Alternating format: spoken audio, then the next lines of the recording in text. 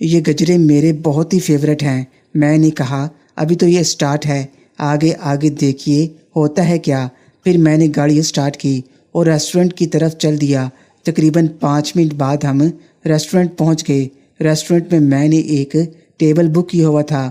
وہ ٹیبل ایک 10x10 کے کیبن میں تھا۔ اس کے علاوہ اس میں کوئی اور ٹیبل نہیں تھا۔ اس کیبن کو ریسٹورنٹ والوں نے ریڈ لائٹ، غباروں اور موم بتیوں سے ڈیکوریٹ کیا تھا۔ کل ملا کے ایک بہت ہی اچھا رومانٹک ماحول تھا۔ جیسے ہم کیبن کے دروازے کے پاس پہنچے، میں نے مناہل سے کہا رکو۔ میں کیبن کے اندر گیا، پھر میں نے اپنا ہاتھ مناہل کی طرف بڑھایا اور کہا Manahil welcome to your first date. Manahil نے میرا ہاتھ پکڑا اور اندر آ گئی۔ اندر آنے کا راستہ گلاب کی پتیوں سے سجا ہوا تھا۔ پھر میں نے ٹیبل کے پاس آ کر جس چیئر پر مناہل نے بیٹھنا تھا وہ چیئر تھوڑی سی ٹیبل سے پیچھے کی اور میں نے آہستہ سے کہا میڈم بیٹھیں۔ مناہل مسکرائی اور کہا تھینکس عثمان۔ پھر میں بھی اپنی چیئر پر بیٹھ گیا۔ بیک گراؤنڈ پر ہلکا ہلکا میوزک چل رہا تھا۔ میں نے مناہل سے پوچھا مناہل یہ سب ماحول کیسا لگ رہا ہے؟ مناہل نے کہا عثمان جیسا میں نے سوچا تھا یہ تو اس سے بہت اچھا ہے۔ اتنی دیر میں کیبن کے دروازے پر نوک ہوئی۔ میں نے کہا آ جاؤ۔ ویٹر تھا جو ڈرنکس لے کر آیا تھا۔ ڈرنکس میں اورنج جوس تھا جو میرا اور مناہل کا فیورٹ تھا۔ ویٹر نے جوس ٹیبل پر رکھا اور چلا گیا۔ کیبن میں ہماری اجازت کے بغیر کوئی نہیں آ سکتا تھا۔ میں نے مناہل سے کہا مناہل جوس پینا شروع کرو۔ جوس پیتے ہوئے مناہل نے کہا عثمان یہ سب کس مقصد کے تحت کیا جا رہا ہے؟ میں نے کہا جوس پیو میں بتاتا ہوں۔ جوس پینے کے بعد میں نے ویٹر کو بیل دی۔ ویٹر آیا اور جوس کے خالی گلاس اٹھائے۔ میں نے اسے کہا کھانا لے آؤ۔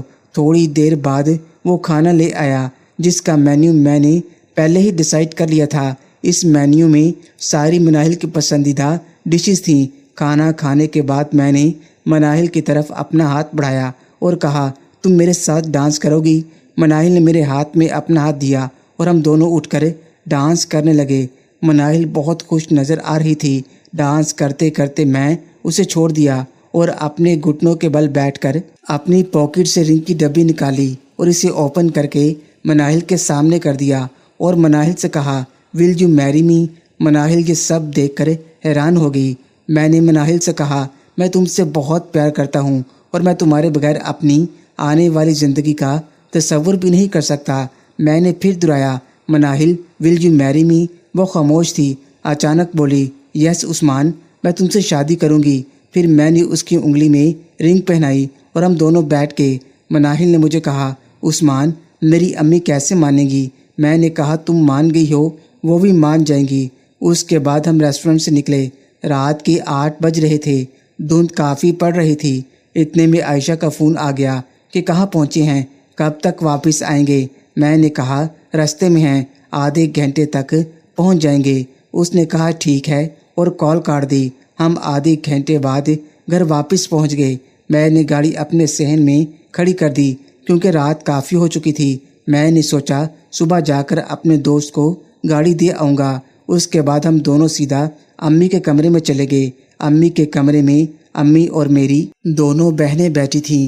ہم دونوں نے جا کر سلام کیا۔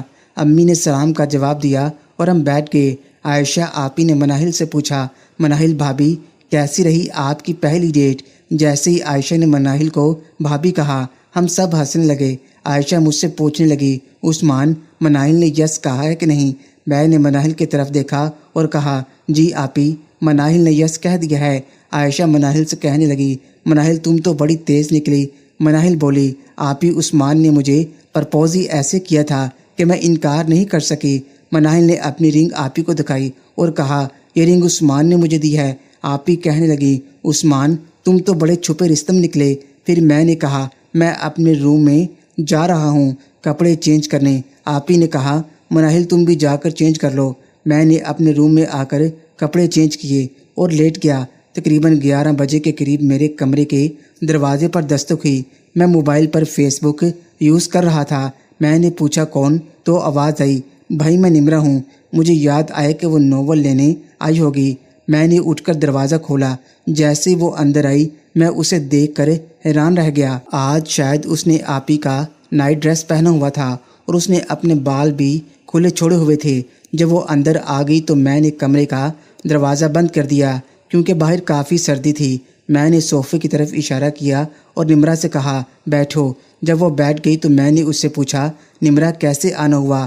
نمرا مسکرائی اور کہنے لگی بھائی میں نے آپ کو صبح ناول کا کہا تھا۔ میں نے کہا میں نے تمہیں جواب دے دیا تھا کہ تم ابھی چھوٹی ہو، تم ناول نہیں پڑھ سکتی۔ نمرا نے کہا میں نے بھی آپ کو کہا تھا کہ میں آپ کو کہاں سے چھوٹی لگتی ہوں۔ میں نے کہا ٹھیک ہے، تم نے ناول کیوں پڑھنا ہے؟ اس نے کہا بھائی میں پیپر دے کر فری ہو گئی ہوں۔ میں نے کہا رکو میں تمہیں ناول دیتا ہوں۔ میں نے اسے سسپینس والا ناول نکال کر دیا۔ اس نے کہا بھائی یہ وہ والا ناول نہیں ہے جو آپ نے عائشہ آپی کو دیا تھا۔ میں نے کہا میں وہ ناول تمہیں نہیں دے سکتا۔ نمرا کہنے لگی بھائی مجھے پتہ ہے اس ناول میں کیا ہے، اور مجھے یہ بھی پتہ ہے کہ وہ ناول پڑھ کر عائشہ آپی کی طبیعت خراب ہو گئی تھی۔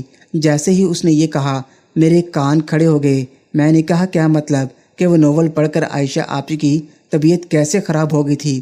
اس نے کہا جس رات عائشہ آپی آپ کے کمرے سے 3 بجے گئی تھی، اس رات میں پانی پینے کے لیے اٹھی تو عائشہ آپی اپنے بستر پر موجود نہیں تھی۔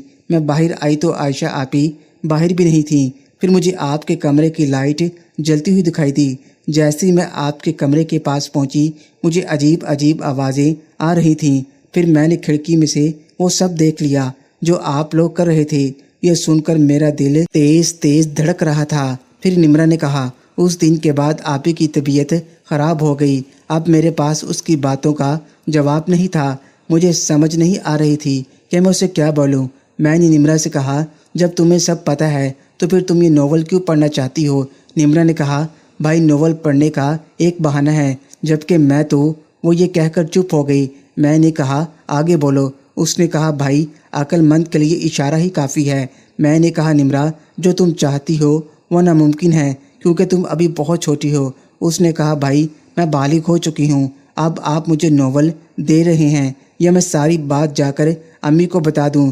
جس کی مجھے امید تھی اس نے وہی کام کرنا شروع کر دیا۔ نمرا مجھے بلیک میل کر رہی تھی۔ میں بھی اس کی دھمکی سے ڈر گیا تھا۔ میں نے اسے کہا تم یہیں رکو میں تمہیں دیتا ہوں۔ میں نے اپنی الماری میں سے اسے ناول نکال کر دیا۔ اس نے پورا ناول دیکھا اور کہا میں کب سے یہی ناول آپ سے مانگ رہی تھی۔ نمرا نے جاتے جاتے ہوئے کہا بھائی اب آپ اپنے آپ کو تیار رکھیے گا، میں یہ ناول پڑھ کر بہت جلد آپ کے کمرے کا دوبارہ چکر لگاؤں گی۔ میں اس کی باتیں خاموشی سے سن رہا تھا کیونکہ میں اس کو جواب دینے کے قابل نہیں تھا۔ میں نے کہا نمرا یہ سب ٹھیک نہیں ہے۔ تو اس نے کہا جو آپ عائشہ آپی کے ساتھ کر رہے تھے کیا وہ ٹھیک تھا؟ نمرا میرے کمرے سے جانے لگی تو میں نے اسے روکا۔ میں نے اسے کہا کہ اس رات والی بات امی کو مت بتانا۔ اس نے کہا بھائی آپ بے فکر ہیں، میں کسی کو نہیں بتاؤں گی، لیکن اگر آپ نے مجھے منع کیا تو سوچ لیجیے گا نتائج کے ذمہ دار آپ خود ہوں گے۔ میں نے کہا ٹھیک ہے تم جاؤ۔ اس کے جانے کے بعد میں نے کمرے کا دروازہ بند کیا اور بیڈ پر آ کر بے جان سا ہو کر لیٹ گیا۔ میرے دماغ میں مسلسل نمرا کی باتیں گھومے جا رہی تھیں۔ میں یہ سوچ رہا تھا اگر اس کی بات مان لی اور اگر نہ مانی تو کیا ہوگا؟ یہی سوچتا سوچتا میں سو گیا۔ محترم ناظرین اور سامعین، اس کہانی کا بقیہ حصہ اگلی آنے والی ایک ساتھ میں پیش کیا جائے گا۔ اگر آپ کو یہ ویڈیو یہ کہانی اچھی لگے تو ویڈیو کو لائک اور ہمارے چینل کو سبسکرائب ضرور کریں۔ شکریہ۔